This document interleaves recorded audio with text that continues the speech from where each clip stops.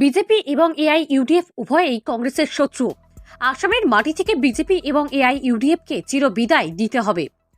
আজমলের তালার চাবি অমিত শাহ এবং হিমন্তের হাতে। যখনই প্রয়োজন হয় তালা খুলতে পারেন অমিত হিমন্ত। করিমগঞ্জ আসনের সঙ্গে দিল্লির সম্পর্ক রয়েছে। করিমগঞ্জ যে দলের প্রার্থী জয়ী হবে, দিল্লিতে সেই দলের সরকার হবে, যাহা ইতিহাস সাক্ষী। রবিবার হাইলাকান্দিতে দলীয় সভায় মুখ্য অতিথি হিসাবে উপস্থিত হয়ে এভাবেই বক্তব্য রাখেন প্রদেশ কংগ্রেসের সভাপতি ভূপেন কুমার বরা। তিনি বলেন, আসন্ন লোকসভা নির্বাচনে বিজেপিকে উৎখাত করতে সবাইকে ঐক্যবদ্ধ হয়ে কংগ্রেস দলে ভোট দিতে হবে। কংগ্রেস জনগণের সরকার, আর গণতন্ত্রে জনগণই সেরা।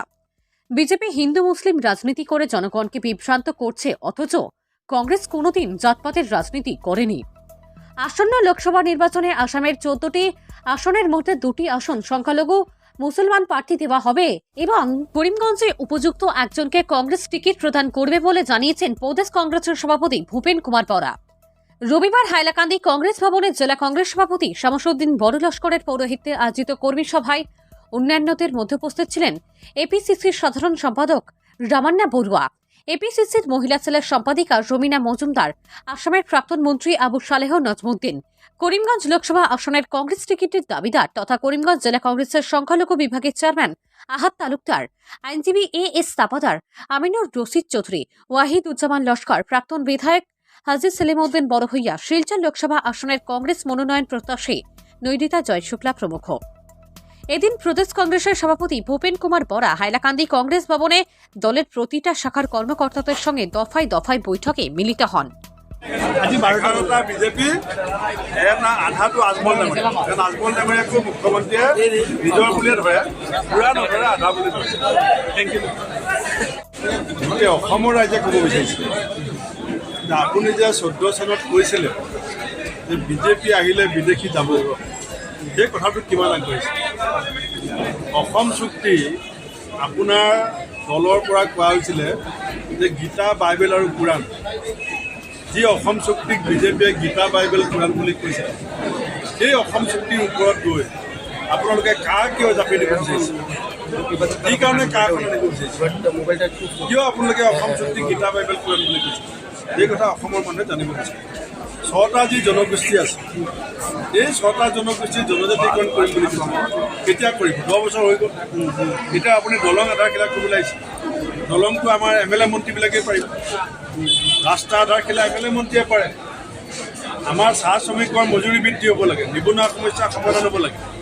আপুনি কৈছিলে বানপানীমুক্ত অসম হ'ব, দুৰ্নীতিমুক্ত অসম হ'ব। এতিয়া অসমত কি ধৰণে দুৰ্নীতিৰ লুণ্ঠন চলি আছে আৰু দুৰ্নীতিৰ লুণ্ঠনৰ নেতৃত্ব কোনে লৈছে আপুনি চব গম পায়। এই কথাবিলাকৰ উত্তৰ অসমৰ মানুহক দেশৰ প্ৰধানমন্ত্ৰীয়ে দি যাব বুলি মই আশা পাওঁ।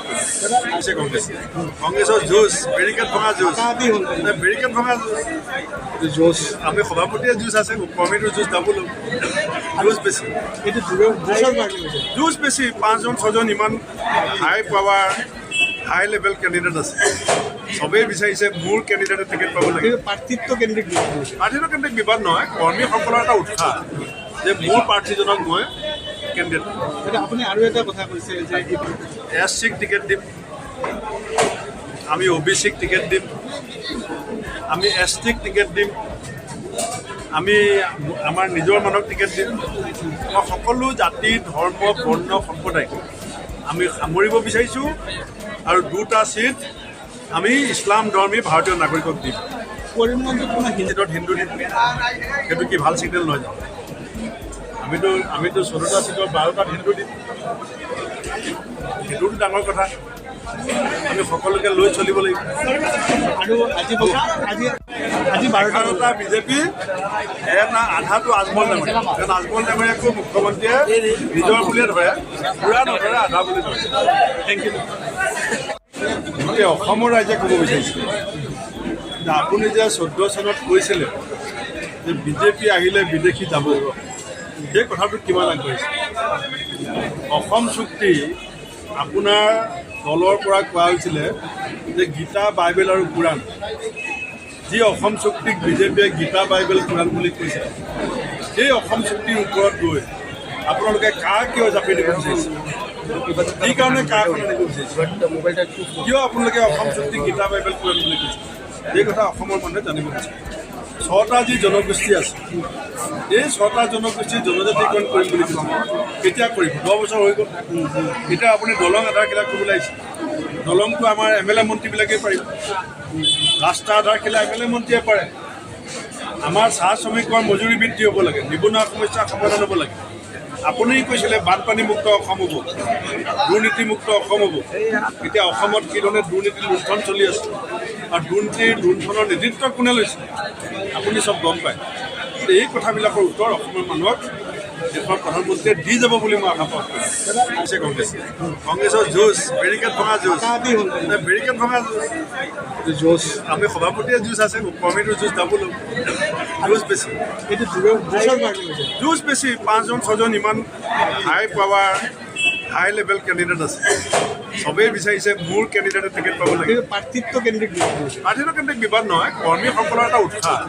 যে মোৰ প্ৰাৰ্থীজনক মই কেণ্ডিডেট আপুনি আৰু এটা কথা কৈছে যে SCক টিকেট দিম আমি OBCক টিকেট দিম আমি STক টিকেট দিম আমি আমাৰ নিজৰ মানুহক টিকেট দিম মই সকলো জাতি ধৰ্ম বৰ্ণ সম্প্ৰদায়ক আমি সামৰিব বিচাৰিছোঁ আৰু 2টা চিট আমি ইছলাম ধৰ্মী ভাৰতীয় নাগৰিকক দিম কৰিমগঞ্জত কোনো হিন্দু দিম সেইটো কি ভাল ছিগনেল নহয় জানো আমিতো 16টা চিটৰ 12টাত হিন্দু দিম সেইটোতো ডাঙৰ কথা আমি সকলোকে লৈ চলিব লাগিব আৰু আজি